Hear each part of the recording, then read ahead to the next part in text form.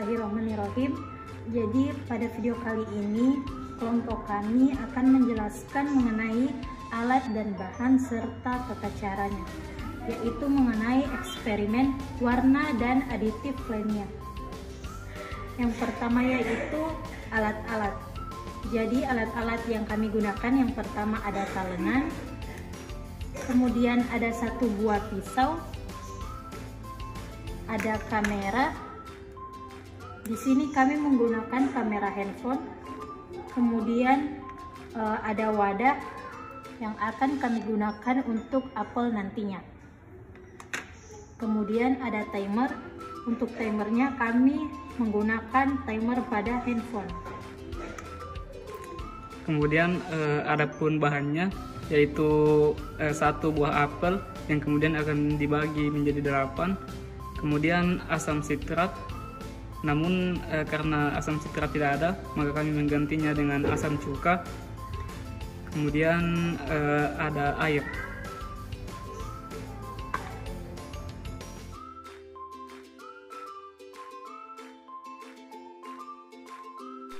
Pertama-tama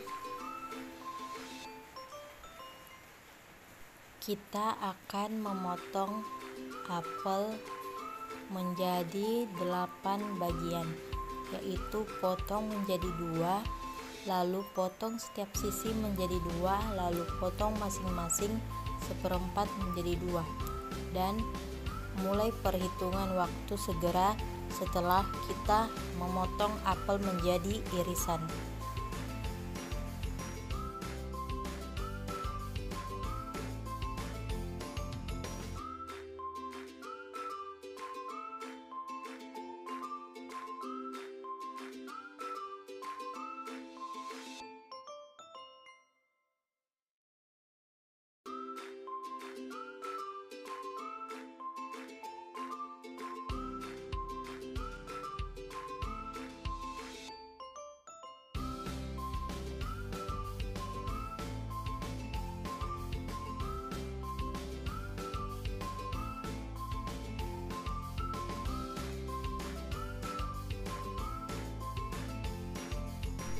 Kemudian kita mengambil 3 iris apel dan potong bagian bijinya. Pastikan tidak meninggalkan biji apapun.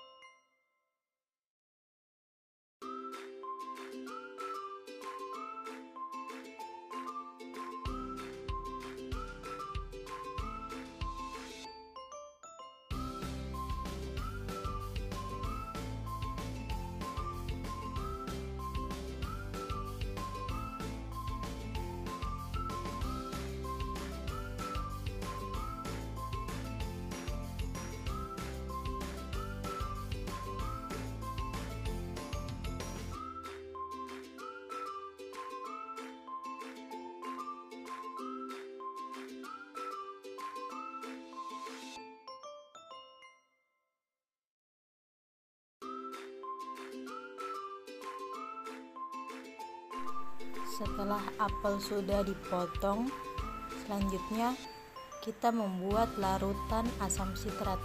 Tetapi di sini kami menggunakan asam cuka.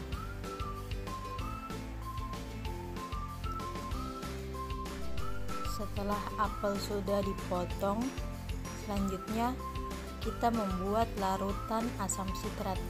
Tetapi di sini kami menggunakan asam cuka.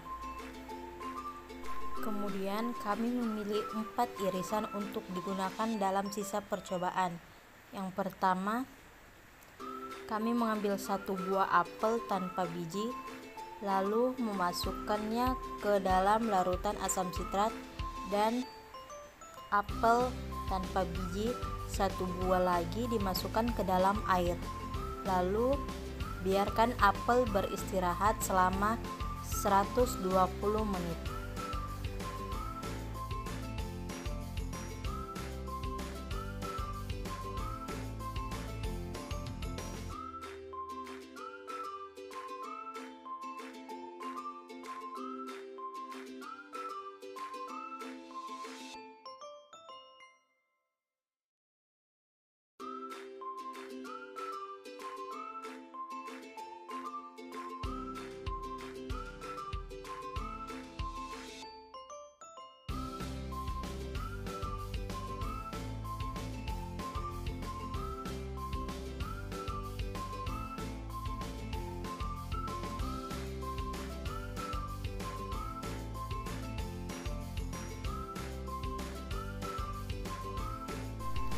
Setelah waktunya selesai selama 120 menit, maka kita bisa melihat hasil dari praktikum ini, yaitu melihat hasil dari apel yang dimasukkan ke dalam larutan air dan apel yang dimasukkan ke dalam larutan asam sitrat atau asam cuka.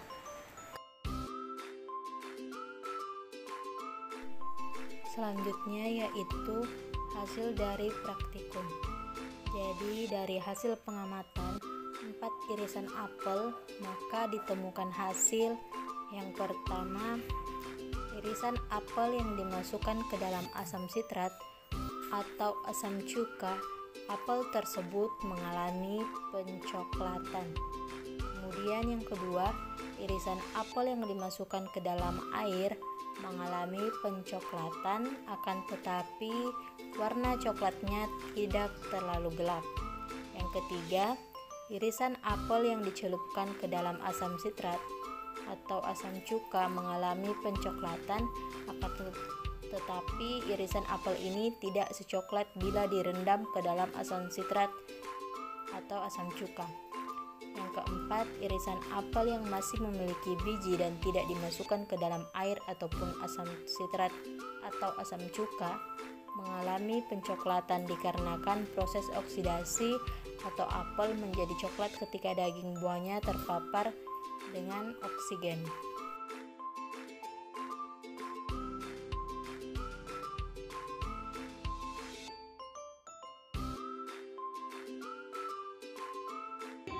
Bismillahirrahmanirrahim. Selanjutnya yaitu praktikum yang kedua mengenai enzim dan pH. Adapun alatnya yang pertama Yaitu yang pertama ada talenan, kemudian yang kedua ada pisau, kemudian ada palu dapur. Di sini kami menggunakan benda yang sama sisinya. Kemudian ada plastik untuk label wadah siung bawang putih. Nah, selanjutnya yaitu bahan-bahan yang dibutuhkan, yaitu ada siung bawang putih, kemudian ada bubuk kopi, kemudian ada perasan air lemon.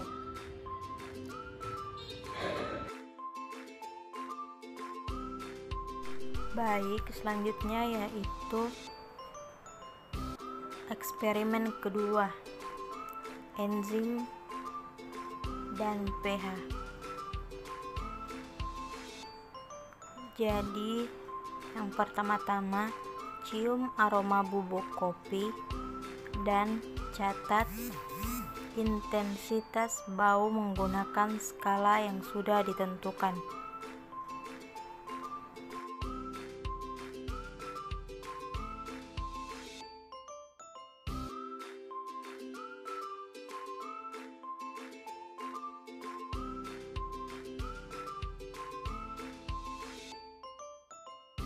Kemudian kupas lapisan tipis siung bawang putih dan cium seluruh bawang putih dan catat intensitas bau menggunakan skala tersebut.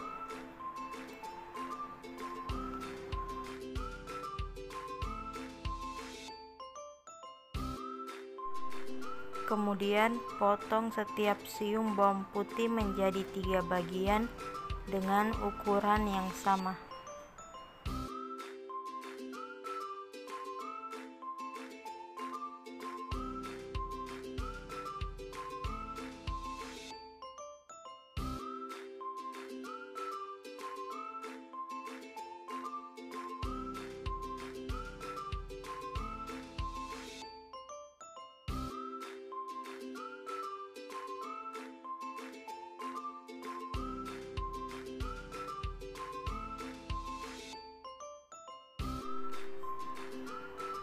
Kemudian tempatkan 1 potong bawang putih ke dalam kantong plastik yang berisi label irisan bawang putih.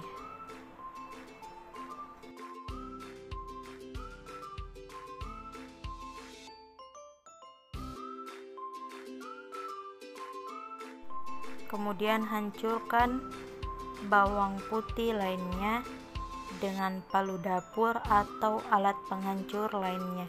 Di sini kami menggunakan benda yang sisinya sama.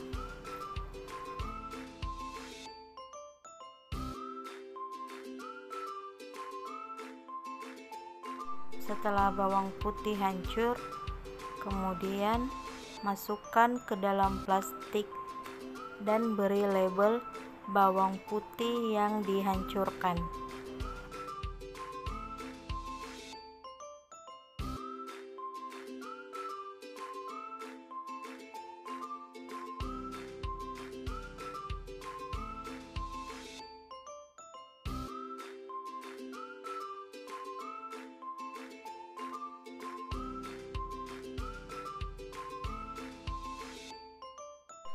Kemudian hancurkan bawang putih lagi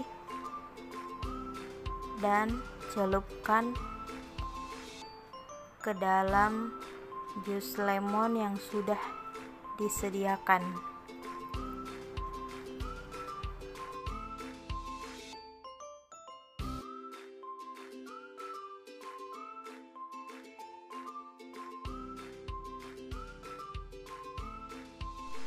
Kemudian masukkan ke dalam kantong plastik dan beri label bawang putih yang dihancurkan, ditambahkan ke celupan lemon.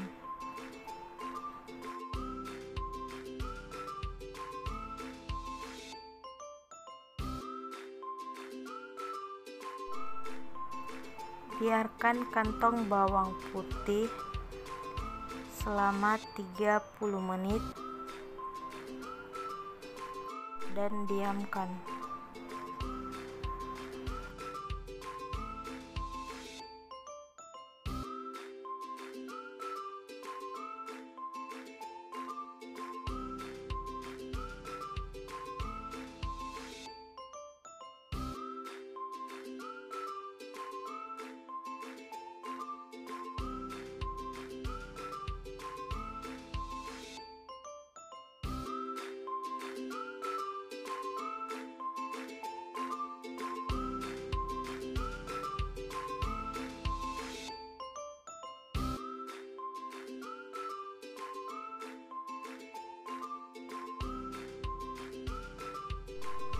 Setelah cukup 30 menit, kemudian buka kantong dan cium bawang putih satu per satu dan catat intensitas bau menggunakan skala.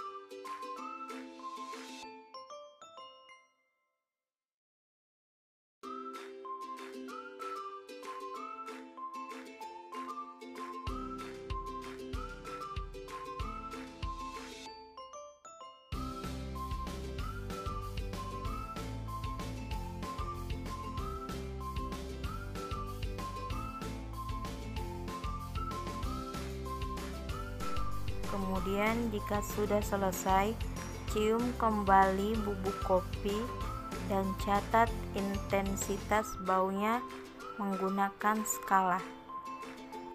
Dan jangan lupa buka survei online dan masukkan peringkat intensitas bau.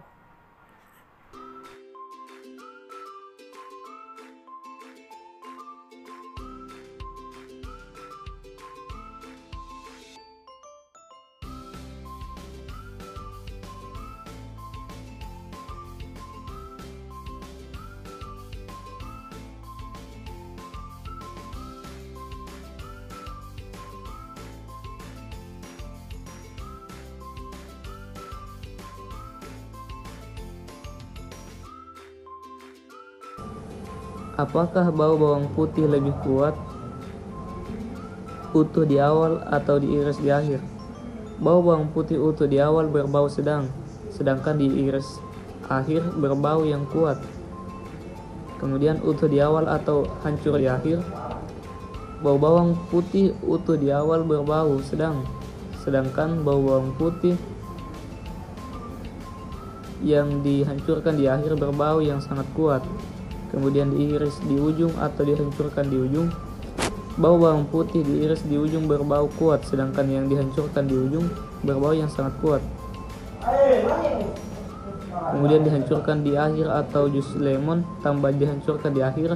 Bau bawang putih dihancurkan di akhir berbau yang sangat kuat, sedangkan bau bawang putih yang dihancurkan dan ditambahkan jus lemon berbau lemah. Kemudian apakah intensitas bau kopi berubah selama percobaan? Intensitas bau kopi selama percobaan tidak ada perubahan. Bau kopi pada percobaan awal dan akhir memiliki bau kopi khas yang sama.